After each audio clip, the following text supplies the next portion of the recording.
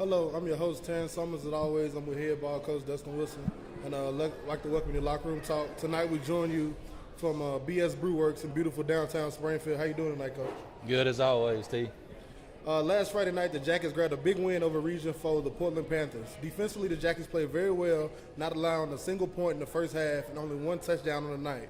The defense was led by senior Josh Lee with 8 tackles, with Dowling, Chapman, Jermaine Cobbins, and Betts all with 5. But the defensive performer of the night had to be junior Camden Hollingsworth with 6 tackles, 3 tackles for loss, and 1 forced fumble. Lovely night for anybody inside the box, Coach.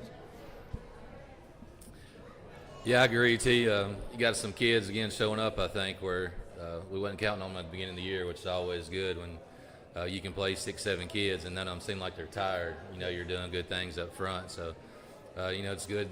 Younger Cobbins there getting in the box score as well. Dallin making that. I don't even know what the paper guy come up with some term. Did you hear that? No, I didn't. He got a fumble recovery for a touchdown. He come up with some fancy word for it. But anyway, all of a sudden you got somebody doing their technique, and then at the other end of the field, Dallin and all the boys are celebrating. So it was a good night for the defense. Anytime you get a defensive score, the likelihood of winning goes up. So, but yeah, defensively good again. Baby brother got a little bit upset there when special teams gives up a touchdown, but that's poor coaching by me when you try to do something you haven't been doing, and Portland's got some good athletes and they're a good team. They make you pay for it. But, yeah, defensively overall, great night again. When it comes to that, that kickoff return, they practice too. They practice That's all right. week like we practice. They're going to get something. Offensively, the Jackets came out hitting on all cylinders, driving down the field and scoring on their second drive. After the 1-yard touchdown run by KJ Chapman, the Jackets began to roll. Casey Woodson was 7 for 8 with 110 yards passing. Cameron Cobbins led all receivers with 3 receptions for 50 yards. Jaden Hurst put on another great performance with 15 carries for 91 yards. But KJ Chapman stole the show. 12 carries, 50 yards, 3 touchdowns. A great scoring night for the Jackets. Yeah, offensively, a little disclaimer out there, show. We're trying to give the live audience here some volume, so we're passing the mic back and forth. But yeah, offensively, the difference was sustaining drives this week. We did it when it counted. The ball game was there, 27-0, middle of the third quarter. I'm sure you can keep me up with the time, and here we are kicking off, trying to do something that we hadn't done. But after that point, we sustained drives, converted some first downs.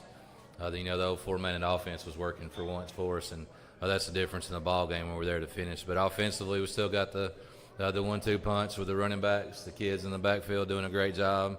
Up front, the kids are growing together. They're playing together more, so that's coming together. And you got another efficient night by a sophomore quarterback. That one, even though it's not on there on the stat line, he didn't say it, but that one was his first pass of the night. So why is that significant? Well, you got a sophomore kid. Those interceptions, his first pass of the night. Well, his next 7 are completed, so that's growth as well. But, for the casual fan, we probably the 1-2 punch and offensive lineman made them forget about that one, but that's something we got to fix too. But offensively, we did better. Special teams, we still had a little glimpse there with a missed extra point at the beginning. It was actually been blocked in the books, but overall, a good football game against a good football team, and Portland and Springfield community is getting together again. And I'll let you keep the mic on this one, Coach. Sustaining drives. I know that's something we've been talking about, a few weeks here, and it happened Friday night. Sustained drives. You saw passing, to convert first downs. You saw running. Sustaining drives. That was big, and it happened Friday night for the Jackets. Yeah, I'd like to say the boys took a little bit of that from practice and pressing. As a football team, you try to fix stuff. So they've been hearing that a lot, and I hope that's wise because they went out and made an effort to fix it, and boy, did they fix it. So, when you're in there doing stats, when you got first downs in the fourth quarter, that means you're keeping the ball and you're sustaining drives. And but yeah, it's definitely the difference in finishing the ball game where, we're 3-3. It is what it is. But you look back at a couple of them, we sustained some drives. That's why we were pressing that issue a little bit. We're going to take a break here, then we'll get back with our player guest for tonight, KJ Chapman. But the closing up on Portland, Springfield versus Portland, the record now sets at 44 wins for the Jackets, 13 losses, and 1 tie. We'll take a break. We'll be back here. You're watching Locker Room Talk.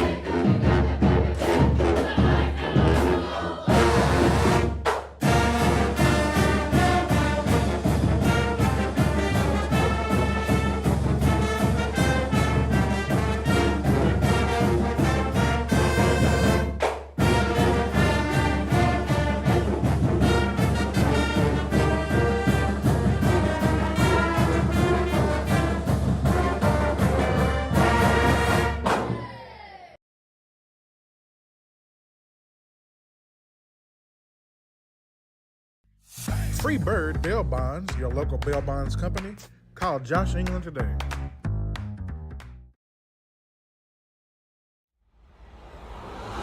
You are watching a Social Dweeb sports production.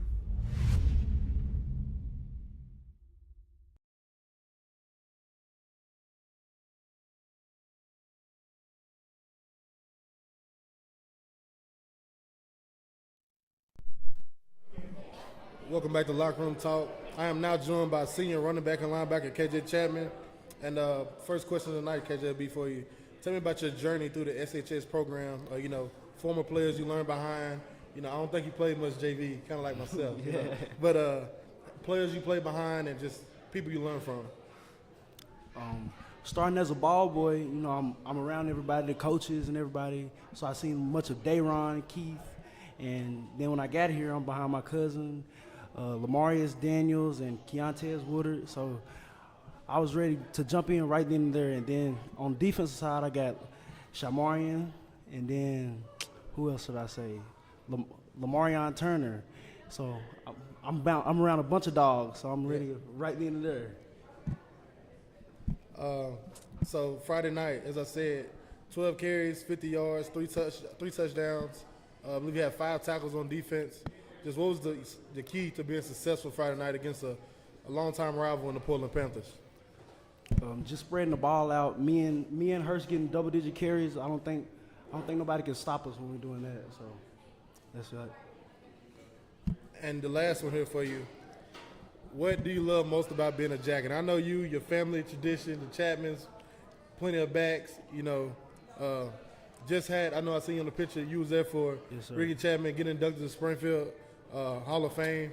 Just that, I remember meeting you in, 6th grade when I met you? 6th grade. And you told me, I was like, you play football? He said, I'm a Chapman. I was like, man, get out of here, man. Like, what that mean? Like, but to see you prove that, like, middle school, high school, you proved that you can live up to that name. Just what are you now? You're a senior here. Yes, you finally got your time to be on that stage. You showing out. What do you love most about being a Jacket? Just keeping my family name going, and then after every game, I get to talk to Mr. Randy, and he tell me more about my family name. So I just love to keep my name going, and I think I do that every Friday. Facts. Yes, sir. I appreciate you joining me, man, as you do. Like, keep going, keep being great. Yes, sir. I appreciate you. KJ Chapman, we'll take a break here on Locker Room Talk. We'll get back, and we'll talk about a little JV football and the Jackets heading to Hendersonville to play the Commandos.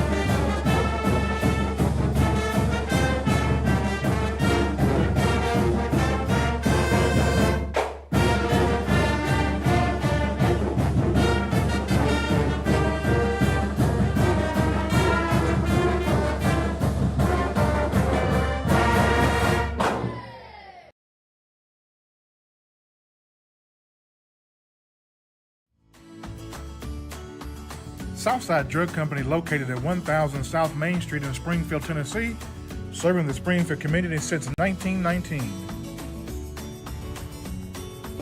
Go Jackets!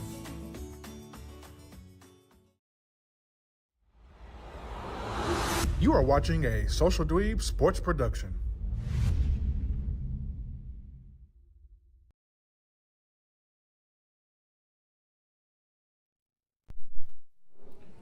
Welcome back to Locker Room Talk. As always, Coach, every Monday, the Jackets play JV football. What do we have this Monday? Well, this is one of the weeks we got to play the same program that we did on Friday night. So we went to Portland. You play a varsity game at home, and you swap with them on Monday nights.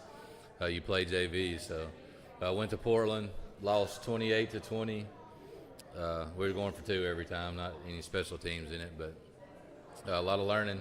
Onside kicks, a couple new kids there playing some receivers because others were out with injuries. That same old line growing up, we got one. I believe we got 5 or 6 kids brewing in that sophomore grade that is going to be good for us. So Alfonso carrying the ball behind a big line. Just a lot of young kids doing well. The Reynolds kids played defense good yesterday. The younger Chapman made a lot of tackles for losses in the JV game. So again, you don't want to carry the result as the end game because, man, JV is just learning. But I learned a lot. We're going to take one more break, and then we'll be back here to talk about Friday night. Friday night, the Jackets hit the road to face an old District 9 AAA opponent in the Hendersonville Commandos. Watching Locker Room Talk.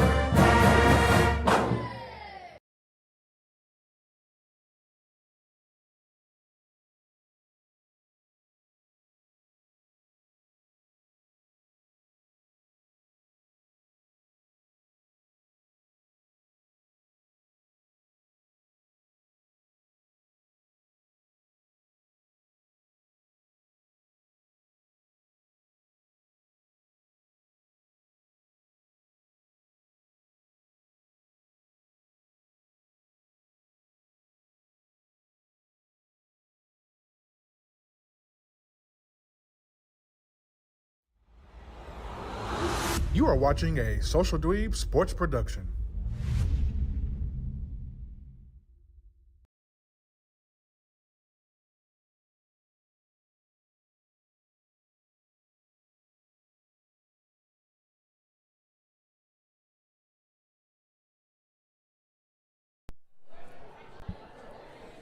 Welcome back to Locker Room Talk.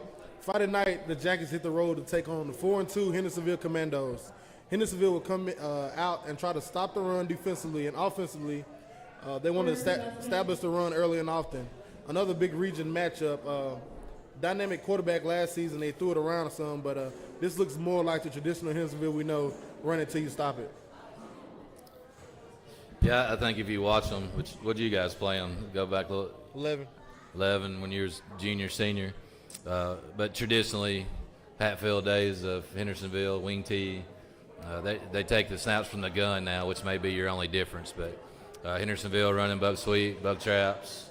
They throw it a little bit more. They don't have a quarterback like they had last year. And again, not saying he's not as good. It's not the same kid. But, yeah, they'll air it out more. They're probably 60-40 pass, so it's definitely a change from Hendersonville when you talk about it. But, yeah, it's wing tee. You're getting down blocks. You're getting pulls. You got to go. You got to be disciplined. And I say it'll be some old-school looking football, real similar to what it's been Friday. But, man, you talk about getting prepared for offenses. It's been everywhere. Triple options, airing it out, Centennial, and then now this last 2 weeks maybe, if it is one good thing about obviously playing on a Thursday night because of weather and then playing these offenses are kind of similar when you talk about wing tees. So, yeah, we got another challenge on our hand. They're 4-2, so you know your win-loss record. They've had some success this year, and they don't have smaller opponents, if you will, on their schedule. So it's good football as well. And once again, we'll say it, but two older communities, established communities, and football programs coming together on a Friday night. And I got to start hiding the sheet from you because I think you're peaking, Coach. Uh-oh. You see us right there next is extra rest due to Thursday's game last week. Right. And just been an old school ball game. But like you said, old school football, two old high schools here in Middle Tennessee with the Hendersonville and Springfield. But I was going to ask you about that. Extra rest a little bit, possibly different kind of, schematics due for last week being Thursday. Anything change? Everything stay the same? Yeah, I think you know us enough that ain't much going to change, but it does feel a little bit different as we meet on Saturday mornings. So we were able to take that meeting to Friday afternoon. So kids don't have to get up early. Coaches don't have to get up early. Our weekend did seem longer. So, yeah, that rest is pretty literal there. We got more rest, I feel like, since we was on a Thursday night. After we made it through the game on Friday, the school day on Friday, that was a little different. But I do think that Thursday night feel too makes your next week a little longer. And I think if you're looking at that, which that ain't on your sheet, so I ain't cheating, they actually played on Saturday because of the weather. So they played at Beach, mid-afternoon, 2, 3, something o'clock on a Saturday. So different ends of the spectrum there when you talk about rest or lack of rest. So, with kids, finals, fall breaks coming up, they're all resilient. So that day of rest or that day without rest for them, it won't matter at 7 o'clock Friday. Both sides will be ready to go. As we said, the Jackets prepare for a trip to Hendersonville to face the 4-2 Commandos. Anything as far as, announcements for you, Coach? Anything the Jackets faithful need to know about heading up to Hendersonville come Friday night? No, it's the same place, Hendersonville High School, around back. The little middle school's up front. Looks like Dome or one of them older school. I've actually never been played and or coached in a game there, so I just know where it's at. But they do have some temporary things going on because of some bleachers in Sumner County. So our side will be temporary. I really think theirs is as well until they get it built. But, one point of emphasis, if you're a fan and you're going to the game, they said stay off the track. So I'll reiterate that for you. I'm sure they're just trying to take care of their facilities. But it's a big place. A lot of people can get in. Their temporary bleachers are just as big as ours. They were all brick and concrete, their structure to it. And I think it got condemned last year in Beach, Hendersonville, Portland even. We went to Portland Monday night. Their home side was all new. Like metal, but it was new. It looked a little bit different. But besides that, no, it's the same thing, 7 o'clock kickoff. Go fan, cash, parking's everywhere, it seemed like, whether you come in from the school side exit or the red light right there at the middle school. You can park and get back there at the game. Come join us and be loud as everybody goes to fall break. Hopefully everybody is waiting to Saturday morning to go on their fall break and catch the football game. Friday night at Hendersonville, the Springfield Yellow Jackets will be trying to get win number 4 of the season. But for head coach Dustin Wilson, who started at the Springfield High School program in 2012, will be looking to gain win 100. Win 100 could come Friday night at Hendersonville, and that would put you only behind the great Boyd Smith in line of Springfield coaches as far as wins go. How you feel about that one, Coach? Well, first of all, it's us. Ain't no you to it, but this means we're old. You too. We've been doing things for a while, but I don't have anything to do with winning. All I do is the losing. Last time I think I had anything to do with winning at a Springfield High School game, I'll take you a little history here. I'm going to say November. I'm going to guess 12th, 13th, Tullahoma, cat litter. Larry Turner in the backfield. Chapman was talking about them last names a minute ago, but Tremaine Turner, Larry Turner, and myself in the power eye and the mud. Sure, I'm glad you asked that question. Boy, that's some good reminiscing there. But that was second round of the playoffs. That was the last time I had anything to do with the win at Springfield High School. But I'll take credit for all the losing and the boys and the Chapmans and the Turners and the Woodards and all these kids these days, they to get the winning. Been a long line of great Jackets here in the program since 2012, and a lot of winning has been happening for the Jackets since 2014. And you, Coach Drew, been here the longest, of course. great staff, great support from everybody over these, what was it, 13 years now? No, 11, 12? 13. How long you been out of high school? I was out of high school 10 last year, so it's 11. All right. It's been a lot of great winning going on, and we thank you for bringing our program back to where it's supposed to be. And hopefully Friday night we can be celebrating win 100 of the Wilson era. We're 48 hours from kickoff, and for the Jackets, the Hayes in the Barn. Only a walkthrough in this game day. If you're unable to attend, be sure to catch our broadcast of the game live on Social Street Sports on YouTube. But this is a long-time matchup between two old programs. Let's get out, let's represent, let's be loud, let's cheer on these Jackets as they go into hostile territory and try to win a region game. For the record, Hendersonville 6 wins, Springfield 10 in the history. Head coach Dustin Wilson, I'm Terrence Summers. It's been Locker Room Talk. Thank you.